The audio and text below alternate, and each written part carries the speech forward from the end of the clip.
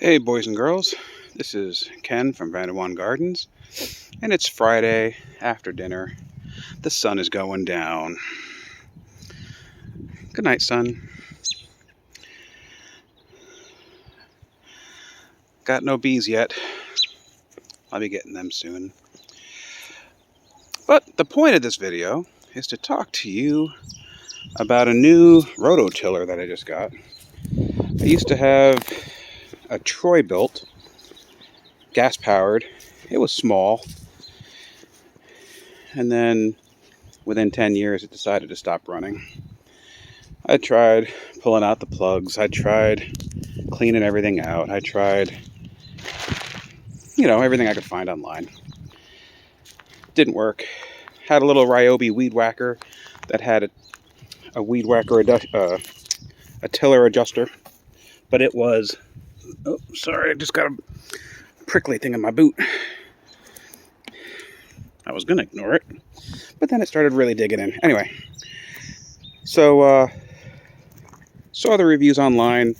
This guy was not the least expensive, but it was powerful and electric. And the great thing about electric, they typically work forever, unless you burn them out. So you just got to be careful of that. You see, I got these tines just completely jacked up. So the old procedure used to be buy amendments, like, the wood chips and stuff. Put them in here, well, dig a hole, and then turn them over by hand. And that was cool. This was my original bed. And, that didn't take too long. But you were exhausted after you did it. Maybe you put in some peat moss and some things. You bury them in there. Amending the soil isn't just a one-shot deal. So then we just built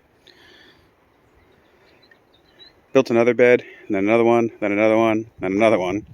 So now I've got 1, 2, 3, 4, 5 beds, and I'm going to be building the 6th one back behind me. It's time for a rototiller. So we got the old Sunjo. I forget exactly which model it is, or exactly what I paid for it. But dang, you can see what it looks like in between the asparagus there and garlic, and then the rest of it. I mean, it throws wood chips and dirt a long ways. One of my big considerations of a well put together bed is how can you put a shovel in it without having to put your foot on the shovel? Can you just dig down, get yourself into the bed? Well, I think now I'll be able to do that with all of them, because previously I was only able to do that with the one. Even after I would rototill, well, shovel turn things over, which means that these have never been done properly until today. So I took that thing out of the box 20 minutes ago, and like there's literally nothing to do. There's 2 screws. So yeah, I am hoping I get some likes and follows from the Sunjo people. So that's why this is a little bit, it's not promotional like they paid for it or anything, but maybe I'll get some followers out of it. 4 screws. Bam. Done. It shows up with this thing. You screw on this thing, and then you screw on this thing. You plug it in and go. I'm going to take the box, and I'm going to bury it out here as a weed block. Recycle. So I would definitely recommend the Sunjo. The wheels adjust. Right now I got it on the low setting because my beds are not very deep. Plus I got logs in the bottom of a couple of them. So I've been careful not to ride over the logs and not go too crazy deep. But I'm not even winded.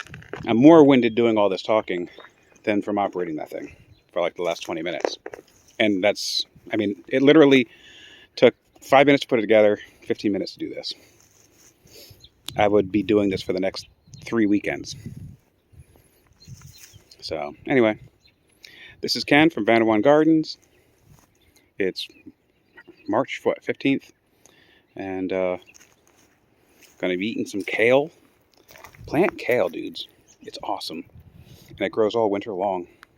And then in the summertime it comes back, or at least in the fall it's coming back pretty good. So anyway, if you need a rototiller and you don't like messing with gas, get yourself one of these things. It's powerful, high amperage, and it friggin' makes mincemeat out of this whole thing. Like and subscribe.